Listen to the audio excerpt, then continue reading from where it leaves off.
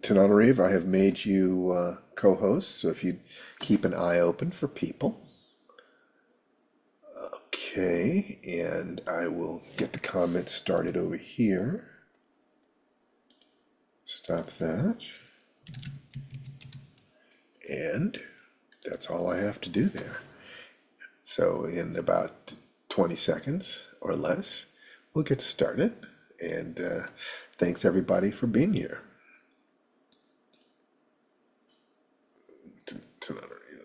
Yes, good. So Tia's doing that. So welcome to Firedance. This is Steve Barnes, who is welcoming you to an approach.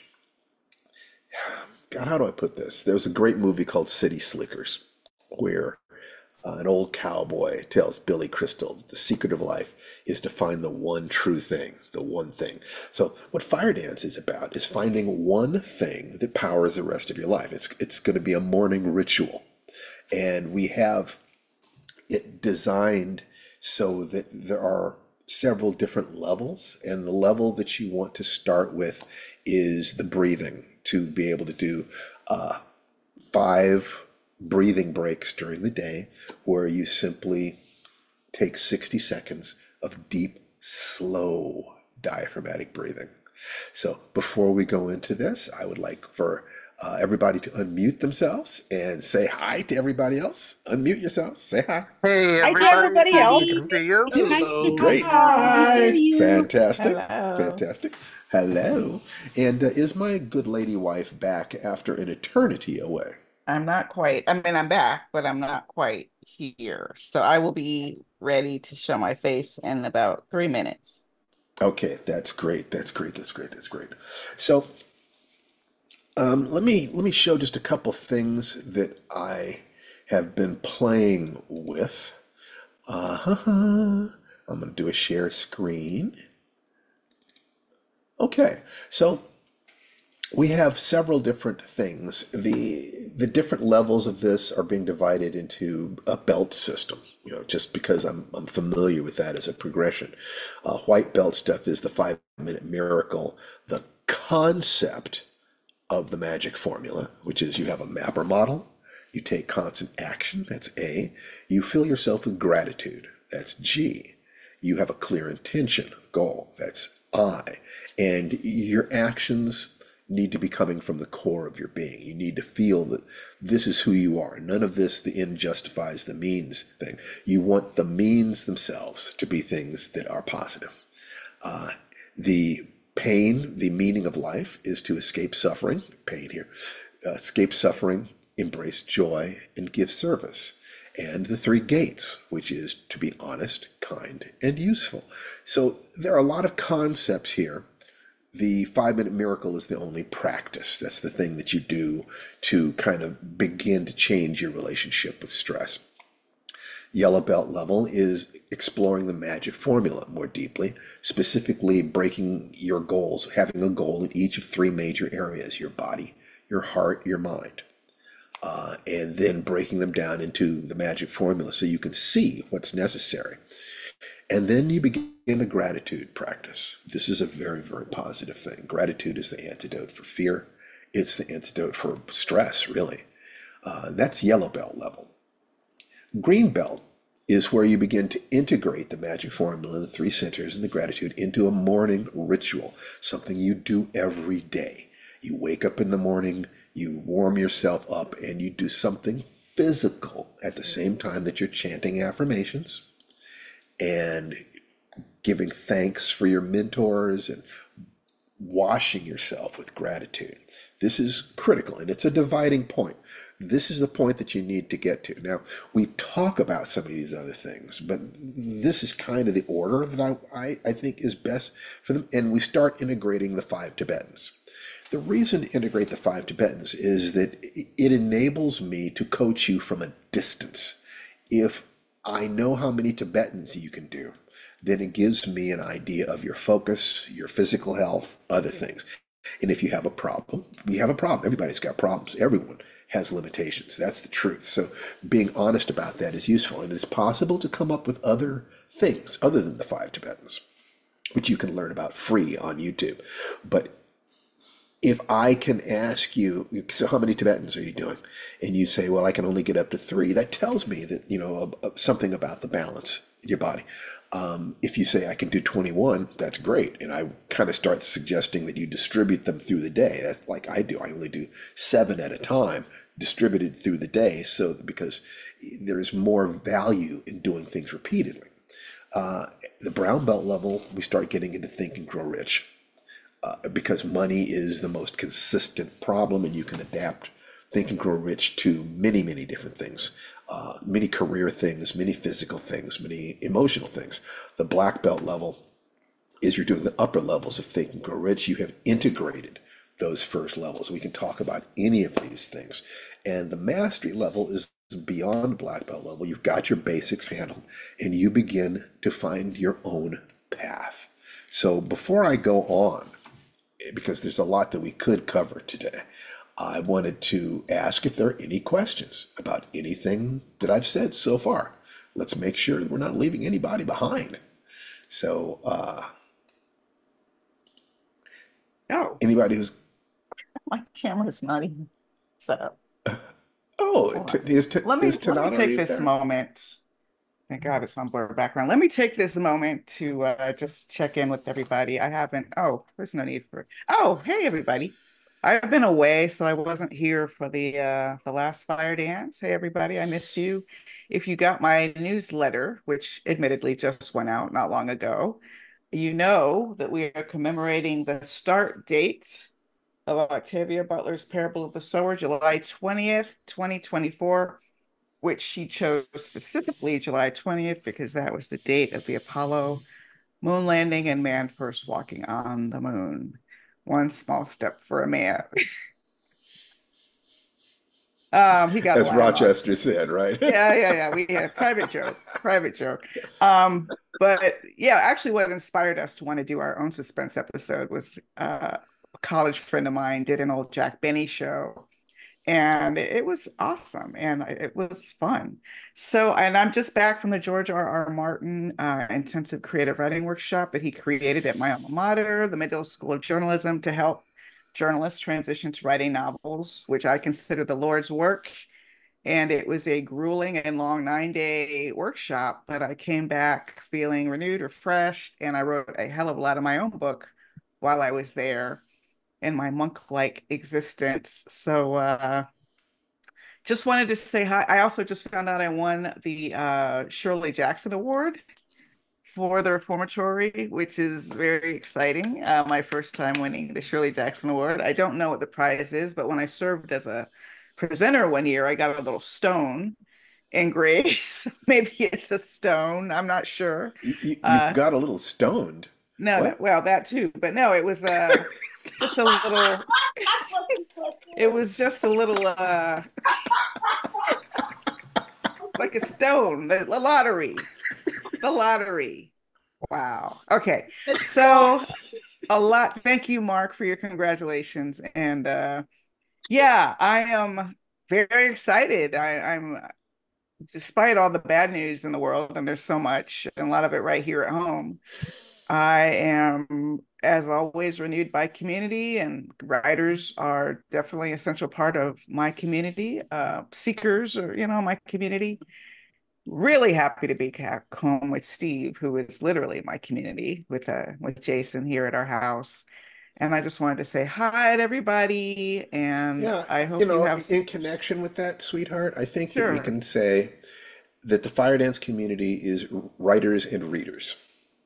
That if you're a writer or a reader, you're going to get what it is that we've got here. And Right. so we talk about career, but the career that we understand the best is writing. So we're going to relate things to that. And so if you're a writer, we're perfect for you. If you're a reader, you'll appreciate what it is. You're only one step away from what we're talking about, and hopefully you'll be able to generalize from there. But you're our tribe if you're a writer or a reader. Simple as that. We care about you and we want you to be safe and happy.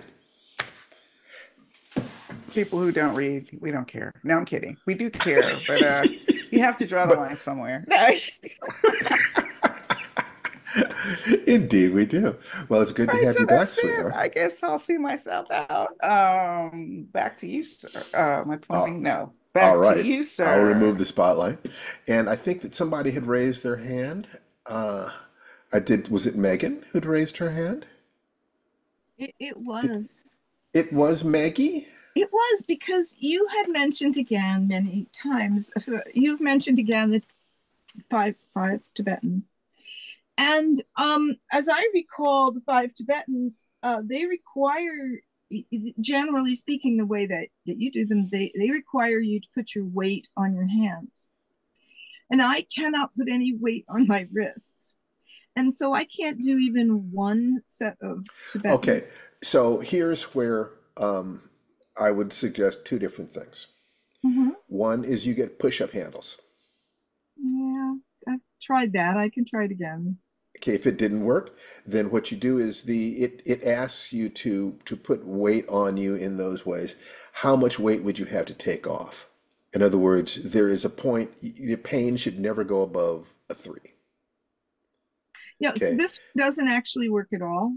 hmm And so, if I put a lot of stress on it, it just gets swollen. And this one So, just is weird right now. so may I assume that if you that when you say a lot of stress, that you can feel pain in there?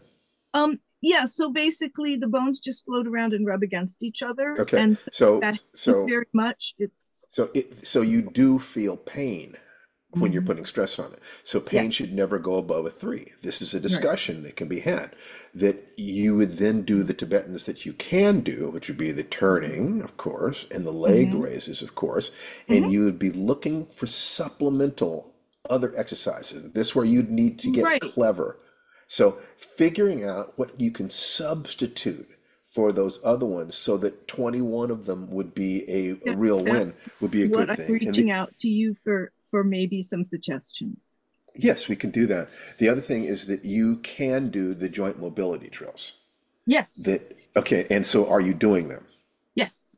Okay, I do good. joint So mobility exercises as both part of my PT and when I'm doing Tai Chi. So, good.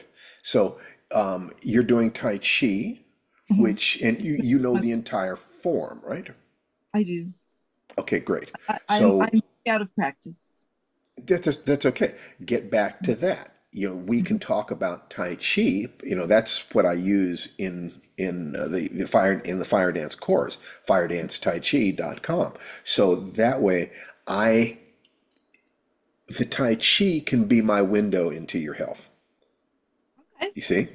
Yeah. So, so basically the trick is to do the five Tibetans, or we negotiate to find something else that allows me to, so it's like, Tai Chi plus being able to walk such and such a distance in such and such a time is a goal that you would like to have. And so then we can help you work toward that.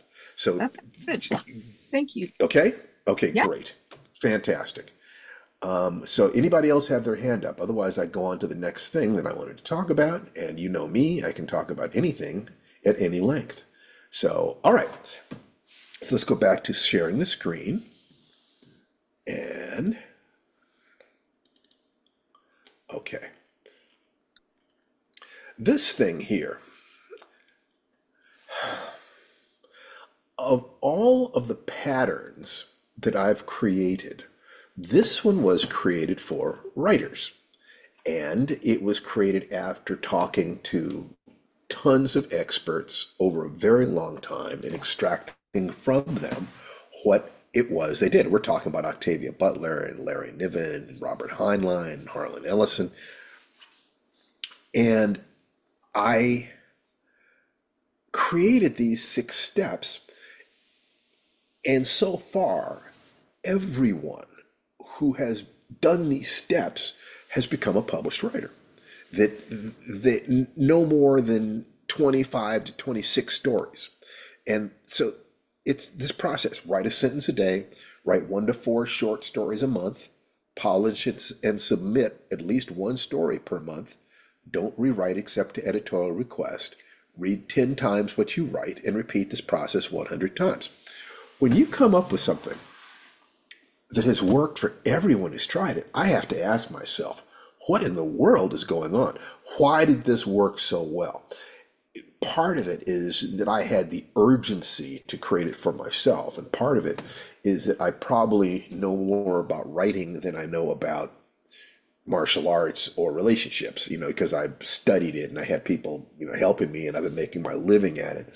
So I had greater clarity, so perhaps I was able to ask the right questions.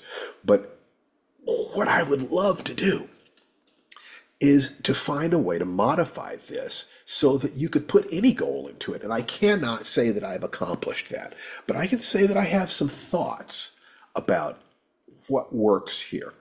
Okay. If number one, the write a sentence a day, we can call that the atomic goal. What is the smallest thing that you can do that is still a step in the right direction? And it needs to be so small that you have no rational reason not to do it. If you then track your results, you will find that there are days when you're not doing it. And what you're then seeing, is not a matter of you didn't have the time. Something got in your way.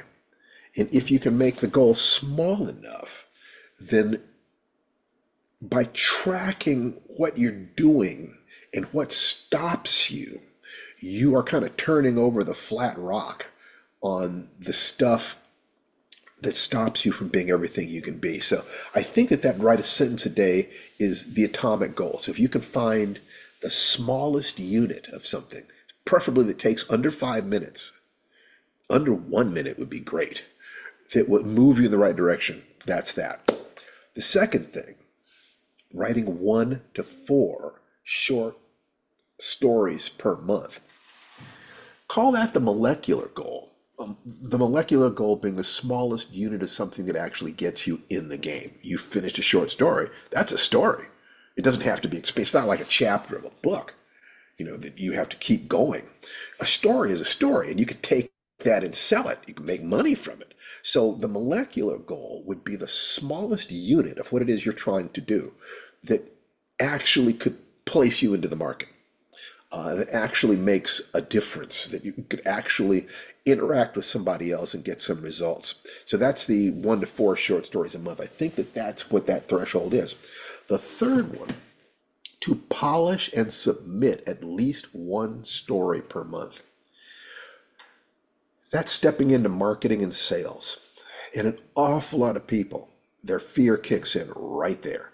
Their pretender voices, their imposter syndrome kicks in right there. The stuff that stops you emotionally from saying to people, this is who I am, this is what I do, this is the product or service that I'm an expert at, give me money. To be able to say that is something that really does stop an awful lot of people. So if every month you're sending out at least 1 story, you're stepping into the stream. You're starting to play the actual game. Now, the fourth step, to only rewrite to editorial request, I look at that and I say, that's designed to stop people from rewriting their stories endlessly, or of course, books. They're people who've been working on a single book or a single script or a single story for years, sometimes an entire lifetime, and they never get it out. So you need to understand that perfectionism is not your friend. It's procrastination masquerading as quality control. To set yourself a path where if I stay on this path, I'll get what I want. Then if you step off the path, all you have to do is notice, oh, I'm off the path again. Let me get back on it. And what will happen is that the voices in your head that don't want you to have that goal, that are afraid of you growing, will complain. They will do anything to distract you.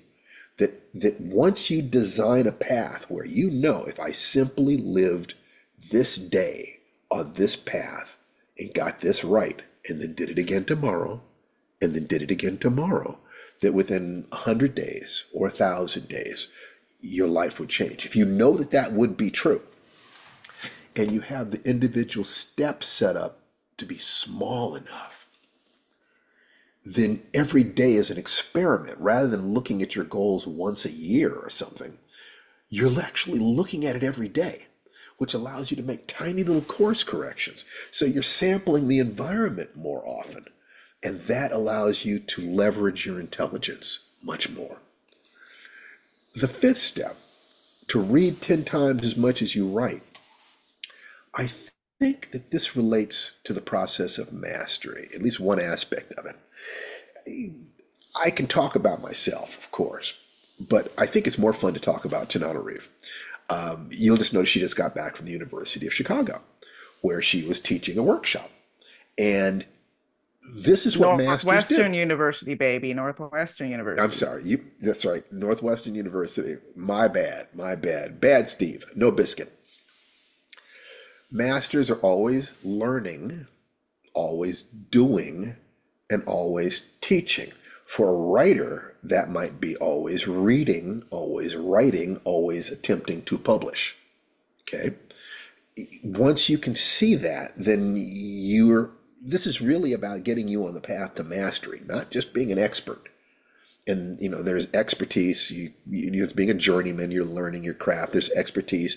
You're a professional at your craft. There's mastery, where this is just what you do, and you're going to do it every day. And then I think there's a level beyond that I call magic, and that is where you just wake up, zen yourself, chop wood, carry water. It doesn't feel like you're working at all. You're just being who you are, and things happen. And that depends upon having taken the earlier steps properly. So we're talking about that path. Emptying your cup, constantly learning, is necessary to mastery. So I think that the worst mistake a lot of writers make is they stop reading. They stop reading. And that absolutely kills them dead. It just does. The sixth step, repeat this process 100 times, is just playing the numbers game. The same way a door-to-door salesman used to do. They know that most people are going to slam the door in their face. They just know that if they knock on 100 doors, they're going to sell a vacuum cleaner. So you have to convince yourself, have faith, that if you repeat this process 100 times with 100 stories, in 100 weeks or 100 months, somewhere between there, they will absolutely sell. And so far, like I said, in the writer's version of this program, nobody's gotten past 25 or 26. I forget which one it is, but it's somewhere right there. I think that if you can break the thing you want to do into small enough pieces and connect them to that magic formula, the mapper model of what you're trying to do, the daily actions that you're going to do, flooding yourself with gratitude and positive emotions for all the blessings in your life. Clear, crystal clear goals broken into actionable steps. And the last thing is that you need to feel that the actions are coming from your core. That's kind of my thought about that, and I want to investigate that. And let's have some people. Let's have some people raise some hands. So we have Nick. So Nick, what's up, dude? Well, senior dude, master dude, okay, husband of the dudette. Husband of the dudette, absolutely. Let's Yeah, not normalize Master Dude, though. really, okay. Okay. I will take the rebuke and the gentle and loving spirit in which it was given. So, my question is, when you said read 10 times as much as you write, would that include reading books on writing? If you're writing short stories, no. You need to read what you're trying to learn to Right. do. Well, I'm trying to write screenplays, but so So I you'd got a read book 10 on. screenplays for every screenplay that you write. And I would suggest I that have. the Yeah. proper pattern for screenplays Hmm. is that you watch a movie every week while you're reading the screenplay. Yeah. So Oh, if you're yeah. doing that every week, then you're giving yourself the right input. Okay, that's excellent. That's excellent. Uh, Okay. I'm getting inspired from what you're saying about writing the short story because I can see where there's a very emotionally nourishing aspect to that. Oh Writing, yeah, you're finishing a right, piece of work. I mean, right, man, it's great to see your name in print.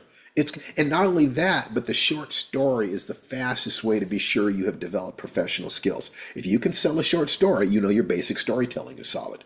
You know, okay, if you, somebody sends you, if a stranger sends you money for a short story, you know you're a writer. It's as simple as that. It's hmm, not about your writers group or your friends or anything else. It's a stranger bets their mortgage on your skill. yeah, That is what you're looking for. okay, Okay? okay, All right. thanks. You bet. Jim Early. Did you have your hand up, buddy? I did. Thought I still did. Okay. Pretty much a clarification similar to what Nick was asking about. Trying to generalize, not for writing, but that related to the uh, read 10 times as much as. Yeah. Uh, Well, what so, arena are you trying? Because I'm still trying to work with yeah, this. This is for me great. right now, it's photography. Photography. So that would be look at 10 photos for every photo you take. Okay, so that was I was wondering if it was a um, read 10 times as long much as you're writing, or read 10 volume wise 10 times as much. So it's like you're writing one story, do Read you 10 stories. read 10 stories? Okay, that was what I was. Yeah. And I think that I am absolutely no expert on photography, but I do know what mastery is. And that path is, I see similarities, Yeah, relationships, there's a health, storytelling writing. element that I want to work on. Well, it's, yeah, well, see, then you want to look at 10 photos by masters, people who you know that if you had them to sit across the table from and ask, that they would have the answers. That if you're trying to take a photo, if you had that person as your advisor, they would be able to tell you exactly what to do. When you choose the right people, Ansel Adams or whatever it is that you're going to choose, I would read his biography. I would read every interview with him I could find. I would read anything, any articles he ever wrote about photography. I would look at every picture he ever took that I could get my hands on, and I would absorb him until part of his personality was in my mind. And he would be one of my advisors, and I would have a table of advisors in Think and Grow Rich. The mastermind group is one thing, but the step 13, the sixth sense, involves having an internal community that you begin to integrate mentors, great photographers, perhaps great painters, people who had the composition you want. I don't know what it would be, but you're looking for absolute mastery of the technical, which enables you to rise to the artistic. And you have unconscious competence. You simply know how to do everything you're doing so you can, it's like, what's the equivalent of touch typing at a high level with the Hasselblad camera, whatever the heck you're working with? So You have, yeah, well, you have to have all the basics mastered for you to be able to just think about the aesthetics of it. You want to get to that point, and the point of moving from unconscious incompetence to conscious incompetence to conscious competence, where you want to get to is unconscious competence, where you know how to do everything and it just flows, and your eyes and your heart are guiding every single picture. You don't have to think about anything except what is in your heart, what is it you're trying to give the world, and this is your tool for doing it. Does that make sense? yeah, Excellent. Excellent. Good luck. One of these days, I expect you to share some of your pictures with us. okay. Okay, great. Any other hands up? No. Okay. Then this this thing. Let me see. There was something that I actually did with my virtual backgrounds.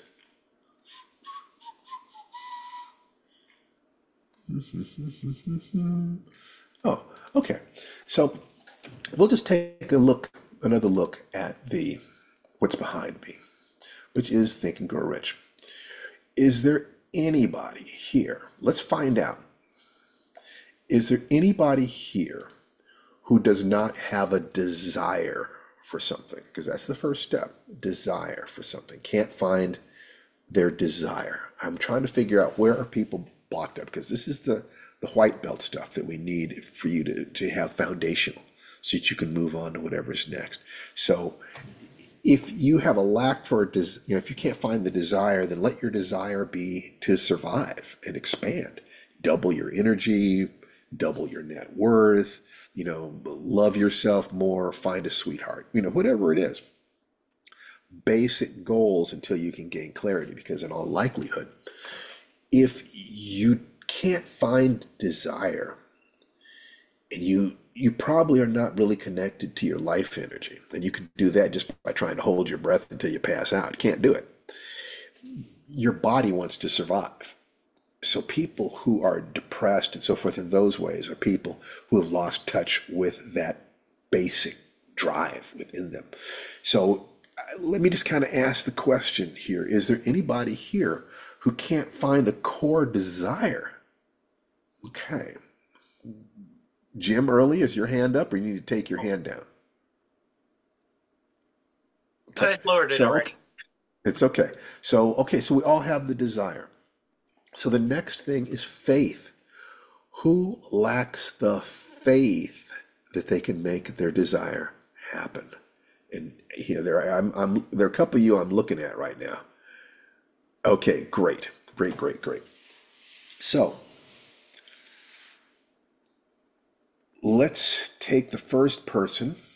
I've already talked to Linda, and let's see, Elizabeth has her hand up. I haven't talked to Elizabeth. So let me get Elizabeth up here. Gonna spotlight her. And spotlight me. Hello, Elizabeth. Talk to me a little bit. What is it you have the desire for? Oh, I do. I want to be a writer. You want to be a writer? I do. Good. Excellent. Yeah. Okay. I have, So I can tell by your body language, and you said that you feel like a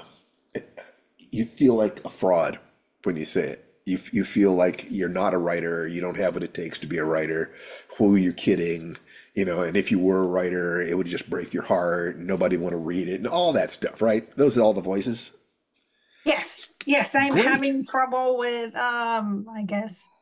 So for a while I did think I could do it. But somehow along the way I've lost my confidence. And I'm trying to get my mojo back. Absolutely. And congratulations. Everybody put in chat, congratulations to Elizabeth for being honest, bringing her fear and her hopes and her dreams here. Do you have any idea, Elizabeth, what it takes to tell the world, tell strangers that you have hopes and dreams and you want to be more than you are? Because you've had people look at you with that, oh, poor girl, don't you know that that's not possible? Don't you know that you aren't that bitch? You have to find the place inside yourself as if you were you were the mother of the little girl inside yourself, and to love her. Tanana Reeves' mother. From Tanana, T, will you talk just a little bit? Are you there, sweetheart? Yes, I am here. Yeah. Would you say a little bit about what your mother did for you in terms of once she realized you wanted to be a writer? Well, it's the model I've tried to use with my son anytime he expresses an interest in anything. Wow, where do I begin? From the age of 4, when I made my first little picture book, Baby Bobby, she made copies and distributed it throughout our church. She got me a writer's market every year for my birthday as I got older, which was that huge book of markets before the internet. And that was our ritual well into adulthood, even after I had published. But that was my dreaming space, believing that one day I would write a story or a novel worthy of one of the markets and writers market. And I guess the most important thing for me, and the thing I feel most blessed about from both of my parents, is that even though they were very grounded people, civil rights activists, my father's an attorney, um, they never dissuaded me, as you can see from the arts. They never made me feel that, in fact, if I voiced doubts that maybe the arts were a waste of time compared to the kind of civil rights work they did, my mother was quick to point out how important representation was and that the arts definitely do matter in that fight as well. So now that's not to say I didn't also encounter the voices and encounter doubts and have moments of feeling discouraged, but I was very fortunate in the sense that I had full permission to pursue my dream. And even though genre bias and racial bias kind of muddied my dream as I got older and turned me away from the kind of work I really wanted to write, my mother never thought less of me for wanting to write horror. She loved horror. So it wasn't coming from her. It wasn't coming from, the call was not coming from inside the house. I had everything I needed to give me that confidence from my parents. Thank you, sweetheart. The reason I bring Tananarive into this is that there are some ways in which she is the best integrated human being in terms of addressing her career that I've ever met. Her parents did a fabulous job. We all deserved to have that level of support. And if we didn't have that level of support, now is the time we can give it to ourselves. The little girl inside you that still wants to dance and tell stories and have everybody say that she's a beautiful little girl. You are such a clever little girl. That we all deserve that. You are now her mother. You now have to give the little girl inside you, which is that creative spark. All of your creative spark comes from that little girl. You have to create a safe space for her to play. That means that you support her. You do the things that Tananari's mother did for her. And one of the things that you need to do, if that makes sense to you, then the rest of it is just figuring it out. It's just like, oh, how do I do that? And so you now have your mission. The first and second and third steps of Think and Grow Rich are what gets you going. That you have to have the desire. Your desire is to be a writer. The faith thing isn't there yet. So you use autosuggestion. Autosuggestion is the process of aligning your internal states, your goals, your hopes and dreams, your beliefs, your values, all of them align so that you become like a human laser. You're not fighting yourself anymore. All I have ever seen when it comes to talent is people who had focus when they were young and kept practicing it their whole lives, getting mentorship, so forth. But I don't believe in talent. I believe in focus, and the earlier you develop that focus, the better off you are. Now, it would have been great if you'd had that focus at 4. I didn't have that. I think I didn't know what I wanted in terms of writing until I was 8 or 9, so I'll never catch up with Tananarive. But I also didn't have a teacher like me and Tananarive who had thought this stuff through. So that 6-step process, the write a sentence a day, write one, let me put it back up on the screen, just because I think that this is of critical importance.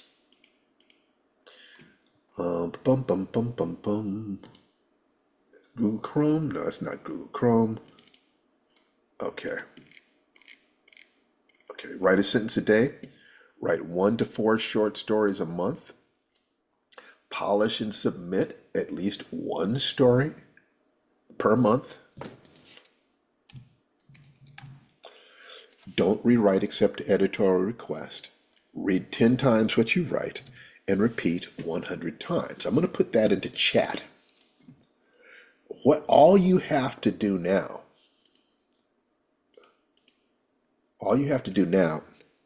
is take those steps. If you will commit to writing at least just one sentence a day, that's all you have to do. And you are keeping the promise that you're going to make to that little girl inside you. And the promise to that little girl inside you has to be the protective mother, that feminine energy. If you so many of us, if you did not grow up in a home full of successful, loving artists, chances are very good that somebody pissed on your dreams. They told you that being a writer was a way to starve. Being an artist was a way to starve. You're going to break your heart. They were, in many ways, they're probably just trying to protect you. Did you get some of that? Um, Not exactly, but I was the Okay. oldest of my family, and You were what of your I was the family? oldest. I'm the oldest. Uh-huh. So you had responsibility to take I care of your did. younger brothers and So I sisters. had to So be practical. that's right. So there's nothing wrong with that. Practical is great. Practical is your root. Fantastic. Okay? Because there are plenty of people who have had families and jobs and also wrote. Plenty of them. All you need to do is to start studying and finding one of them. How do they do that? How did they? So your mind that says be practical, one of the things that is really practical is to have fun, is to take breaks. That any physiologist will tell you that the strength of a muscle is preserved by relaxing in between contractions. That the depth of our sleep is the depth of our recovery, and that fun is a critical part of serious performance. That we learn while we play. That we need to be able to reward ourselves for work. So you could look at this as fun. You could look at it as play. You could look at it as a reward. You could look at it as a goal. You could not convince me that you don't have the right to write one short story a month, because a short story can be 1 page long. It could be less than that. See what I'm saying? That you have to give yourself permission to succeed and have fun in the process. Now, the auto-suggestion part, in terms of the magic formula is map or model. That's the M. Action, constant daily action, small actions. Make them so small that there's no logical reason not to do it. That way, you'll begin to expose the negative beliefs that have been stopping you. Okay? So you're performing an experiment every day. Feel like you're being a mad scientist. Let me see what's going to happen here. I'm going to do 1 sentence a day. And, and also it can be fun to give the part of your personality that sabotages your plans, give her a name. Give her a name. She's the bad Elizabeth, evil Elizabeth, manipulative Elizabeth, too strict Elizabeth. What do you want to call her? I'll call her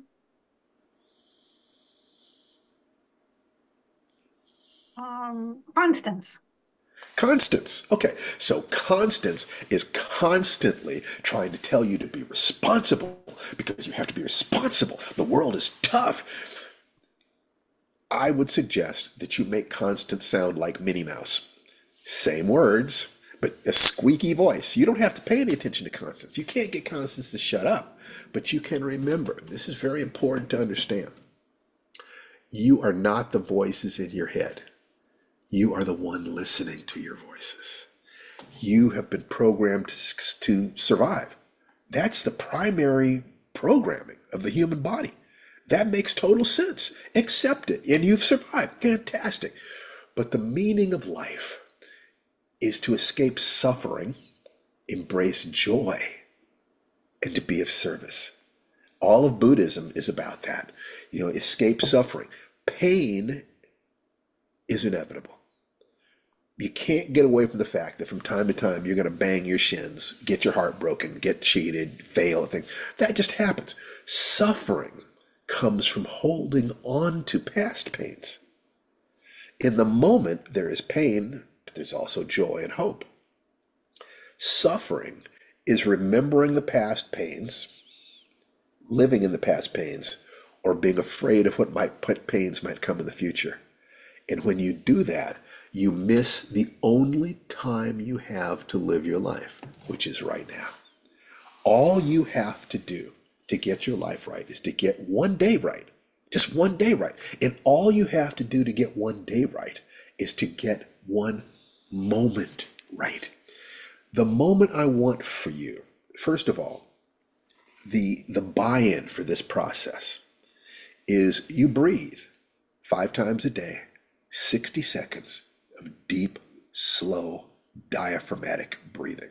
If you don't know what diaphragmatic breathing is, go to YouTube. Let me just, yeah. Go to YouTube. It's belly breathing. Okay. And you do this to break the stress cycle as well as increase your executive function. You set your smart watch or your smartphone for the top of the hour, and at least 3 times a day when it goes off, you stop what you're doing if possible, and you do 60 seconds of deep, slow breathing. You can do that in the middle of a business meeting. I've done that. People had no idea what I was doing. They did notice that I got calmer all of a sudden. So as you try to change the life track that you're on to taking care of all business, but having fun in the process. And part of that fun is you're a writer now. You're a writer. I declare you to be a writer as long as you will write 1 sentence a day. 1 sentence a day and you're a writer. 1 sentence a day and you're a writer. Does that sound like something you can do? Yes, it does. Okay, now, if you promise the little girl inside you that you're going to let her write 1 sentence a day, close your eyes, sweetheart. Can you visualize that little girl? I want you to visualize that little girl. The little girl that you were. If you need a photograph of her or whatever, but the little girl you were, who had so many hopes and dreams and has worked so hard for so long for everyone but herself. That's how it feels. I mean, the truth is you were actually aligning with your own values. You were doing things that were actually necessary. It was necessary for your brothers and sisters to survive. So it was all good. Except the life that you've had up until now. Can you visualize that little girl? I can. I want you to look directly into the camera, act as if I am that little girl, and I want you to tell her, you repeat after me, I love you. I love you. You are a wonderful little girl. You are a wonderful little girl. You have worked so hard for so long. You have can do worked it. so hard for so long. And now it's time to play. Now it's time to play. And I am going to create a playground for you.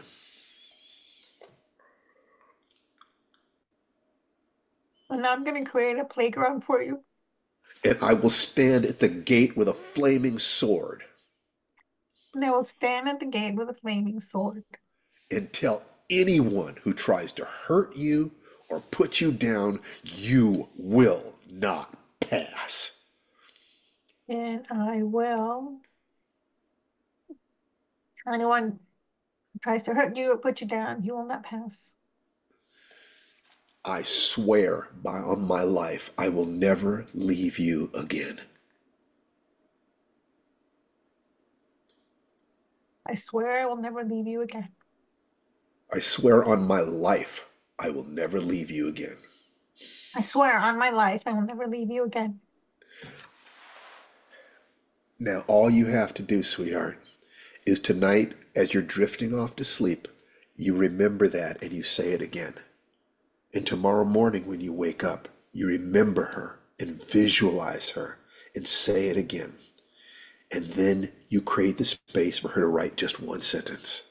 Make sure to breathe 5 times a day. And if you want to, during those breathing breaks, you could visualize her face and give her the time to write. If you do that, she will reward you with so much love and laughter and joy. She knows. All any child wants is to know that their mommy and daddy love them and will protect them. That's all they want. And if it's like a dog or a cat, they just want, will you feed me? Will you play ball with me? Then I'll love you. It's simple. And you're an expert at this because you spent so much time taking care of your brothers and sisters. So this is going to be easy for you once you figure out how to do it. And if you will come here to these meetings and simply tell us, did you do your story? Did you do your sentence? By the time you've got doing your sentence a day wired in and your breathing wired in, when you've got that, which will only take more than a couple of weeks. So you write 1 sentence on a story. Do you have a story that you'd like to write? Something that comes to mind? I don't want you to tell me the nature No, of the story. yes, I But can do. you, I have ideas. I just great. haven't So you get choose an all that. idea that would make a short story, and immediately after you get off this call, write one sentence. Write down the title and your name in one sentence. Now, if you accidentally happen to write more than one sentence, bad Elizabeth, no biscuit. But the point is, then you come next week and you tell us what happened. And remember, you're not the voices in your head. You're the one who, what?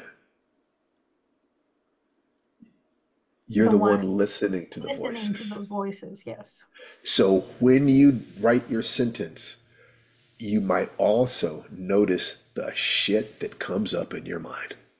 All the things, everything in the world will start looking more important than writing that sentence.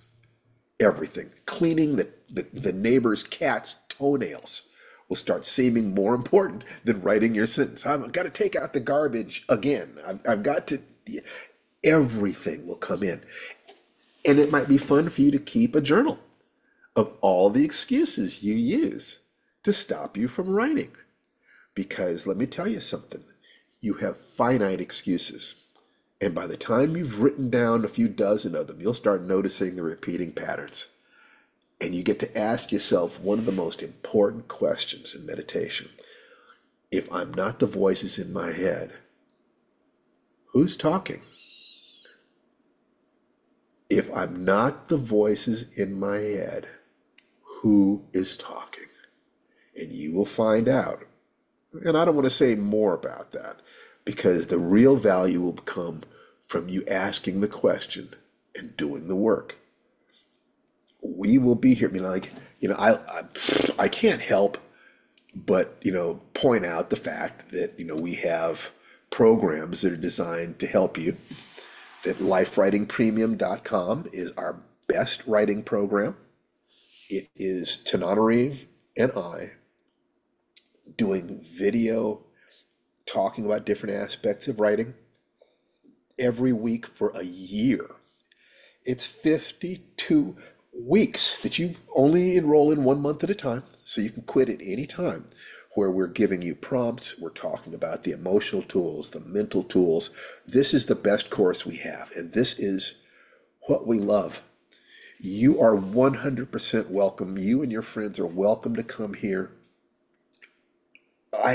I make no differentiation between the people who bought my courses and the people who are just here to contribute, as long as they're contributing to the other people, on chat and being friendly and bringing good energy. You're welcome here. But if you would like more personal guidance, then I strongly suggest this. And if I ask yourself, it's like, if I'd give this much away for free, it's like, you got to know that I'm not going to cheat you on this program. And it's not expensive. And I would suggest you get in there. But whether you do that or not, come every week. Let us know how you're doing. Let us work with you. Let us support you. Let us love that little girl inside you who just wants to give her beauty to the world. I say she deserves a chance. Don't you think she deserves that chance? I do. Then auto-suggestion in the magic formula, that's our morning ritual. And what you're doing is, while you are moving, walking, exercising, yoga, while you're moving, you chant affirmations, you visualize your mentors, and you flood yourself with gratitude. Every single day, 6 days a week, I give gratitude for having a strong, healthy body, for having a strong, healthy mind, for the people who love me and trust me. My daughter, Nikki, my son, Jason, my beautiful, brilliant wife, Tananarive. I say this out loud while I'm doing my Tai Chi form. You say these things out loud, visualizing them, feeling the positive emotions while you are moving. And the more intense the exercise, the deeper it goes. So you can do it while you're walking, running, probably not swimming. You don't want to be talking aloud while you're swimming. That could get unfortunate. But this... You can float on your back. There you go. You could do the backstroke. Okay, fine. You do the backstroke. But the point is to engage with your body, preferably doing something that you know you needed to be doing anyway, like exercise. So if one of your three goals is to improve your body, and you're doing the thing that improves your body, when the voices in your mind come up saying, this is ridiculous, this doesn't work, for the very first time in your life, you'll actually see that those voices ain't you, because that voice is lying to you. When you're saying, this doesn't work, you can say, wait a minute, I'm actually doing it. You're not driving, but I'm driving. You're not walking, but I'm walking. And once you realize that the voices in your head will lie to you, that's a whole different world, sweetheart. You get to ask yourself the two questions that are most important in life. Who am I? And what is true? And if you commit to those questions and a few things like, the three gates, asking, is it true? Is it kind? Is it useful? You start transforming your life. So you can use your writing to transform your life and the skills you learn in your life to transform your writing. And that's what we call life writing. When you write a story about a woman who, after a lifetime of serving others, wants to be free and serve herself. And the lessons you learn for yourself go into that. And there are a million women out there who are dying to read that story. There are so many people, male and female, who are trapped in exactly the situation you're talking about, where they gave so much to other people that they've forgotten how to serve themselves. By freeing yourself, you free 1,000 others.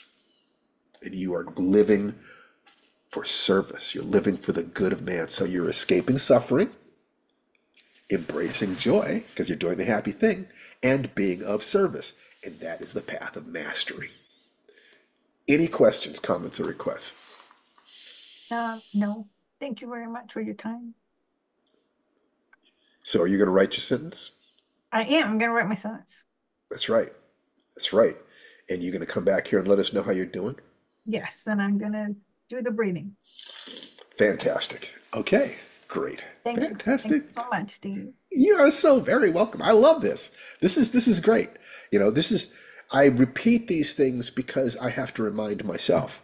I have to remind myself every day who I am and what my commitments are, because the problems are always there. So it's like, how do I be Steve anyway? And it gets a little harder every year to be who I am.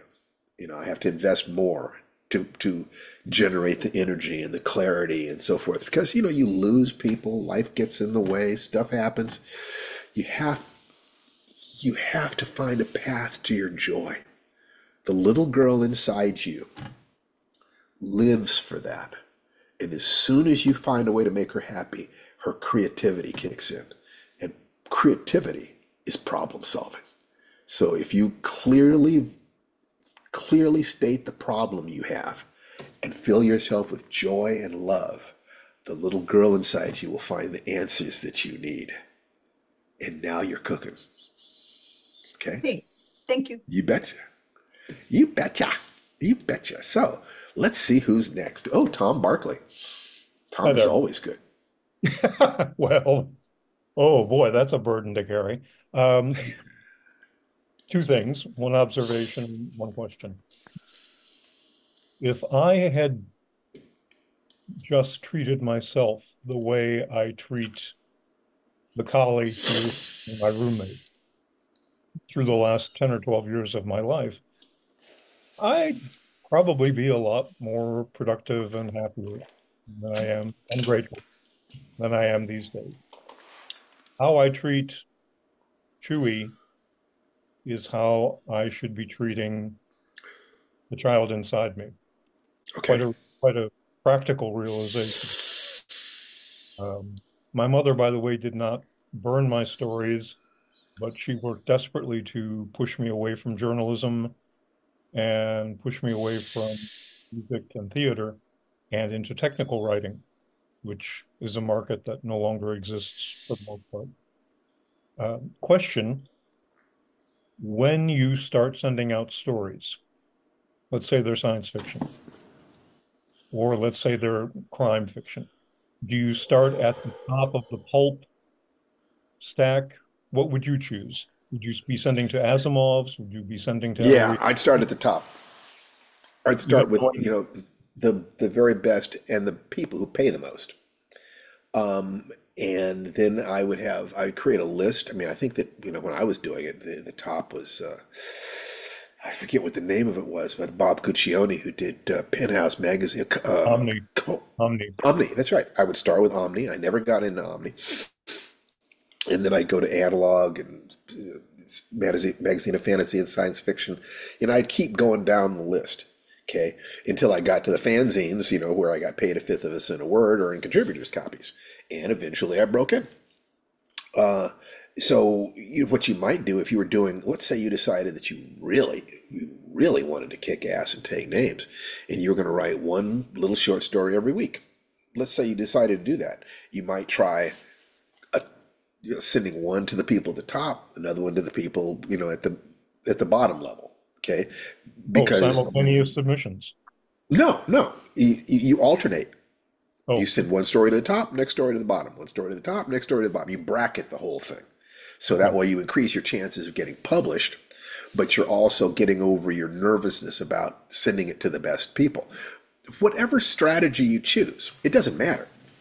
It really doesn't matter. What matters is that you send it out and you can create your own strategy, but we're simply suggesting a set of basic principles that you're constantly sending it out. You're constantly writing, you're constantly reading, you're constantly sending it out. That's what masters do. Constantly learning, constantly doing, constantly teaching. So teaching in this sense is submitting for other people to read and be taught by the honesty that you're putting into your stories, right? Where are you reading the stories? You send them to the same places you're reading. So I right. ask you that question. Where are you reading? I read Asimov's more than I read Analog.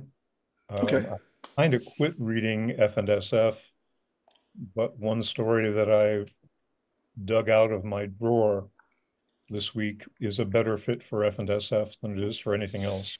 So that'll go There you there. go. So Crime make sure that you're story. doing your reading. Pardon Your me? reading is not just input of writing. It is also market research. Right. Okay. So get to know who the editors are.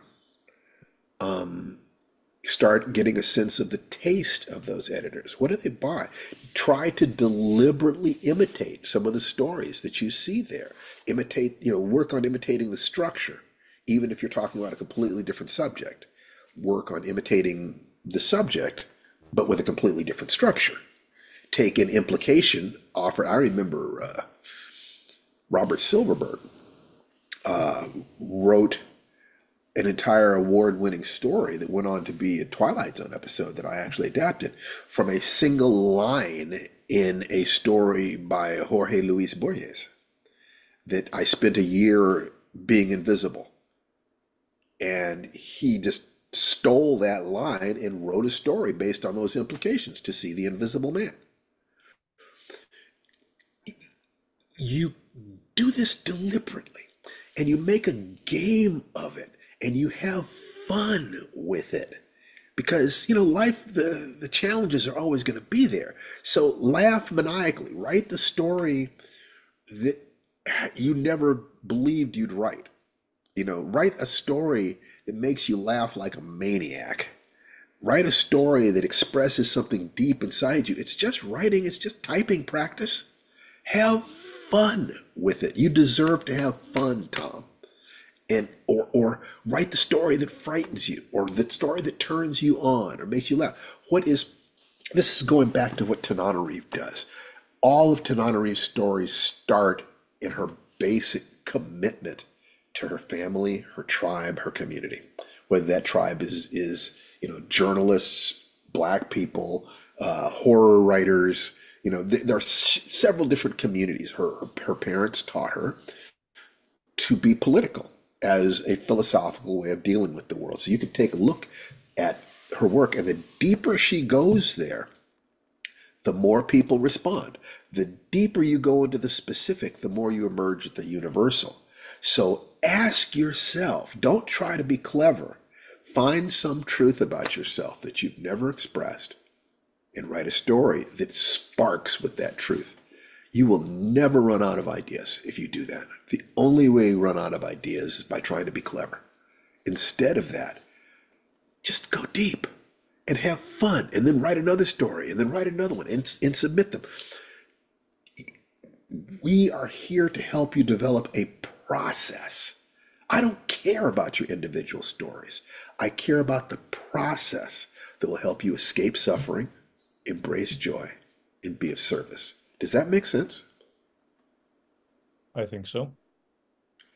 If it doesn't, you come back and you ask whatever questions you got. I'm sorry, I didn't hear that. I'm sorry, I didn't quite hear what you just said. If it doesn't make sense, ask questions. Come back, keep asking, which is what you've been doing. Just keep asking the questions. Keep asking the questions. Don't worry about it. Eventually, I'll say it, or someone else will say it in the way that it'll get through. You know, there's a part of you, the only reason you've kept coming back is because you know, you feel that keep tapping on that iceberg. You know, if you keep tapping on that diamond again and again and again and again, it'll split. You have to find the right fissure, and you have to keep tapping. Have faith in yourself, buddy. And, you know, the nature of your ritual. What physical exercise are you using with your ritual? Walking with Chewy. Good. And you're doing the breathing, right? Yep. Okay. So are you doing these sentences a day? No, I tend to Okay. write in my mind, and I saw the truth of it again last night when I blazed through 5 pages that I'd been cooking on for a couple of months. And it took a Well, I couple need you to write a sentence a day Yeah. so that I can help you understand what's going on inside you. Well, it would be better just from the standpoint of being productive. And in terms of being coachable, so that, you know, I can't stand there with you and rub your shoulders while you write. But if you're committed to writing a sentence a day and you can see how that's of value, then when you don't do it, you're looking at a micro version of the bigger problem. So you can ask yourself, well, how did I stop myself? However you stopped yourself from doing that, that's how you stopped yourself from doing other stuff too. And so you get to experiment with it in a tiny form. You know, it's on a microscope, you know, what do you call them? Slide. Okay, it's not huge Godzilla. You're killing the monster while it's small. The monster is a single day's minimum work. Did you write the story or not?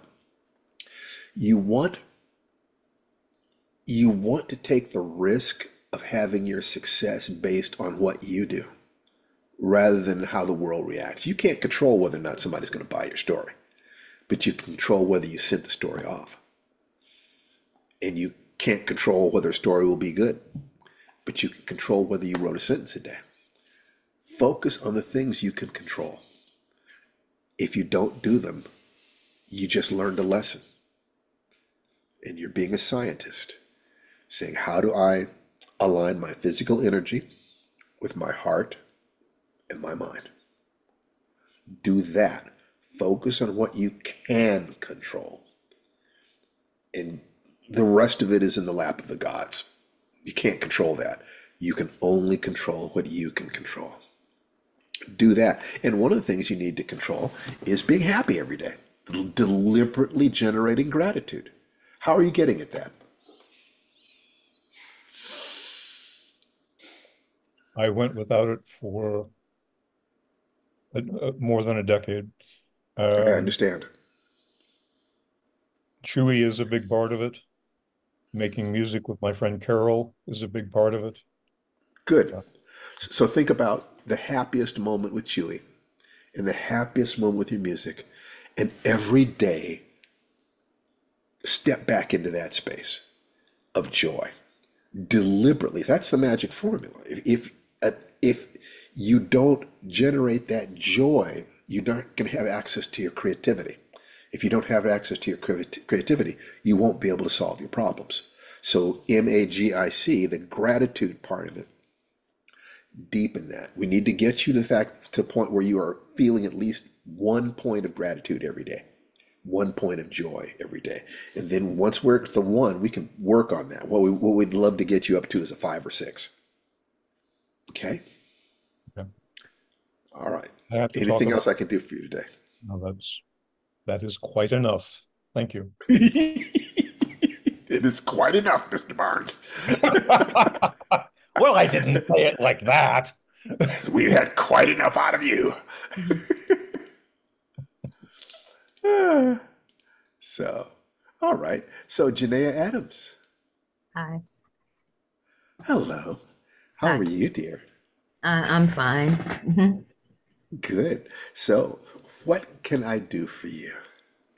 Well, my thing is like I want to get back to what I was doing because there used to be a time where I was just writing like crazy.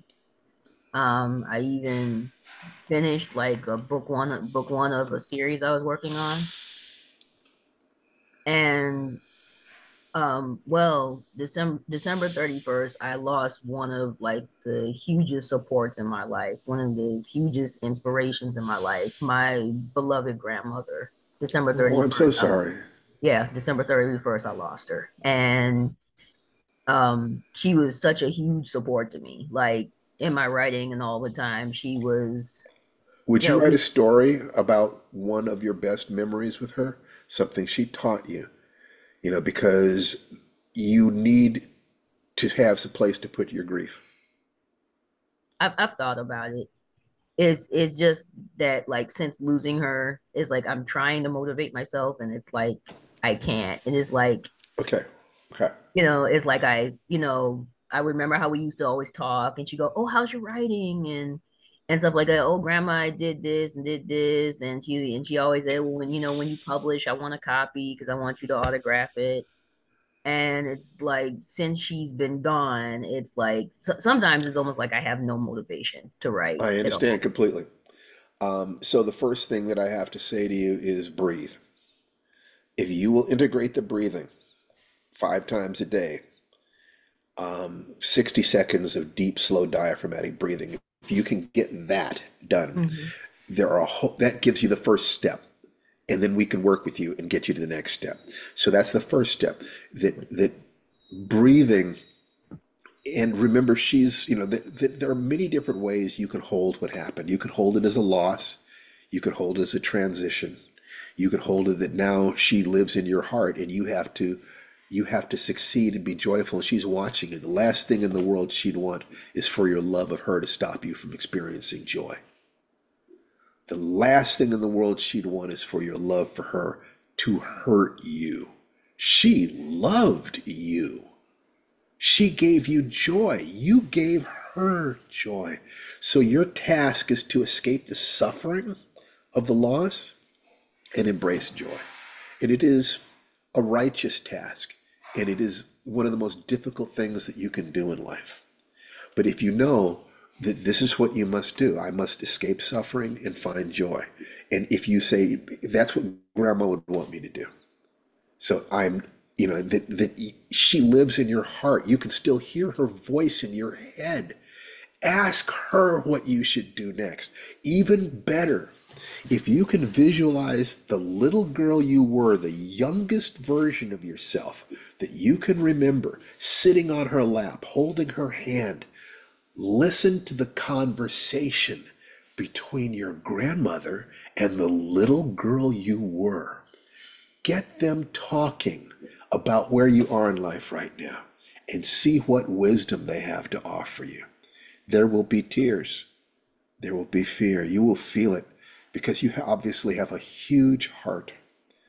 But if you understand that the obstacle becomes the offering, if you can find a way through this, you have a gift to give to everyone in the world who's lost their grandmothers. If you can do this, if you can find a way to hold this and find your joy again, you have then, if you want to, you could work the rest of your life writing stories about people working their way through grief and the things that happen to people who cannot. Literally, plenty of people have built an entire career off of one thematic. Yeah. The other thing I would say is don't try to write a book right now. Short stories. Okay. Finish short stories. Use that pattern that we talked about. Write one sentence a day, 1 to 4 short stories a month. You come here and tell us how it's going for you and what kind of support you need. The most important support I can give you right now is to ask you to breathe. You set your smartphone to go off every hour, at least 3 times a day, and you do 60 seconds of deep, slow, diaphragmatic breathing. It's very important. Get out of your head, get out of your heart, get into your body. Your body knows that what it wants is to survive. Your body wants to go on. Your heart can be so broken it wants to stop. I've had that. Yes, I believe you 100%. If you will come here, like I said, we love it when people buy our courses, but this is not about that. This is about the fact that Tananarive and I feel blessed in our lives. And we want to share that blessing with as many people as possible. You will never be laughed at here. You will always be supported here.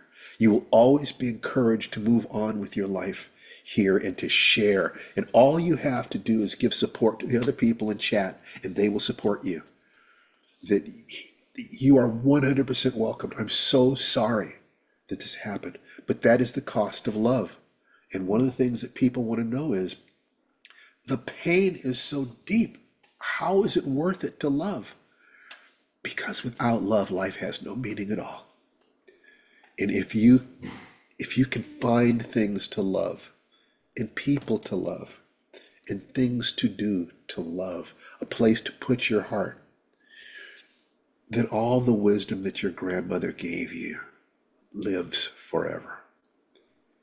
Give the love she gave you to the world, and she lives still. Does that make sense, sweetheart? That does.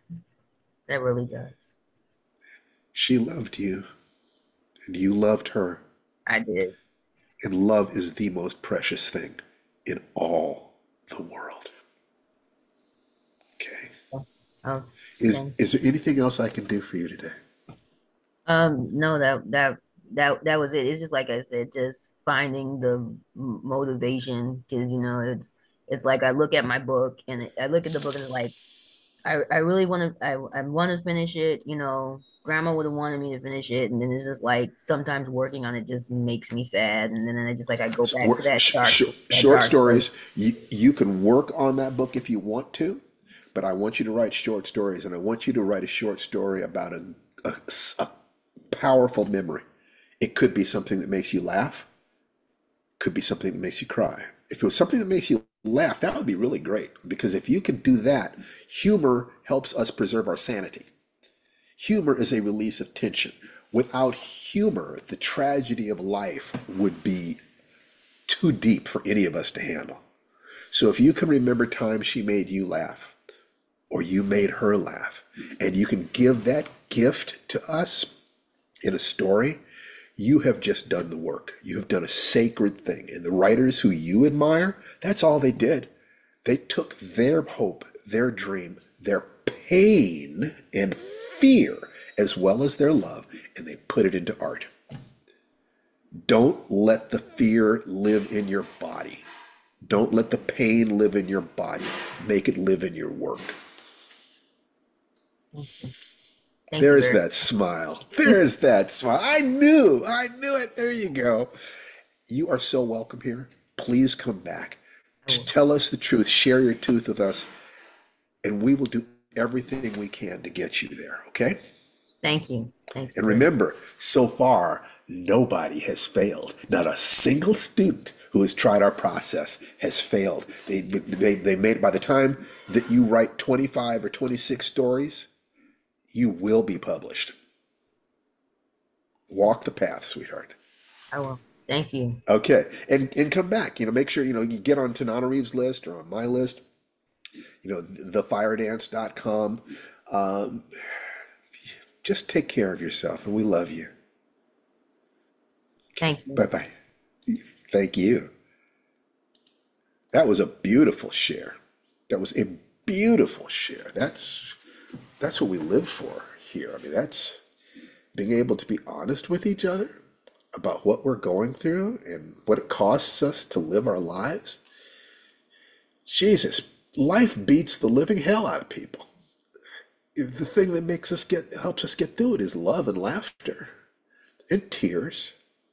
You know, I have so many things that I regret in life. You know, I regret the fact that I did not understand that my mother, on her deathbed, tried to give me money to buy lunch, and I didn't want to take the money from her because I didn't need it. And it wasn't until months after she died that I realized that I had denied her a last chance to contribute to me, a last chance to give her son a little something. I didn't understand. We carry those things within us. And when we share, when we talk to each other, when we're honest about our pain and our fear and all the mistakes we've made, but also about the joy and the gratitude, when we can do that, we're being authentically us. These little bits of protoplasm crawling around on the planet, trying to move away from pain towards pleasure and trying to become awake so we can give service. If you can forgive yourself completely for not being perfect, for not being as strong as you might have been, or as, all I can tell you is it's worth the fight. It took me 24 years to earn my first black belt because I was dealing with so much fear and pain, 5 times longer than average. But I knew that if I quit, I'd never be healed. I'd never be whole. Life is just this place that we are. And there are many paths through it to joy. I've found a good one. There are others. All I really want is for you to find something that's working and then come back to meetings here from time to time and let us know how things are doing. If you want this path, then we will advise you along it with the highest level of integrity that we can. We'll do the absolute best we can. If we're not your teachers, find them. But if you've trusted us, what I can promise you is that every week Tananarive and I are bringing everything we can to this. And that if you will bring everything you can to your life and to the life of that little child, that little boy, that little girl inside you, however many years you may have neglected her, neglected him, will vanish once that love connection is made, because love exists in the present moment. Love exists in the now. Fear exists in the future. Guilt and shame exist in the past. Love exists in the now. All I want for each and every one of you is to be able to bring everything you have to every day you've got, and to fill your cup so much to overflowing that you have gifts to give other people too. And that's what you feed them. You feed them from your overflow. You write from your overflow. When Harlan Ellison talked about going into the burning core of who you are as a writer, we're investigating that. I can observe myself, but it's much more fun for me to observe Tananarive. I've got this living specimen of somebody who is a very highly actualized human being. We're all flaws. We've lived together now for over 25 years, so I have no illusions that there aren't, chinks in the armor someplace. But the fact is that you start seeing even the imperfections as beauty. You start looking at human beings and wondering, with all the pain in the world, why is there so much beauty and good? People are trying so hard. Each and every one of you has tried so hard for so long. I hope that you'll acknowledge that about yourselves. Give yourself a little break. Give yourself the fun that you deserve. Any more comments, questions, or requests before we wrap up today?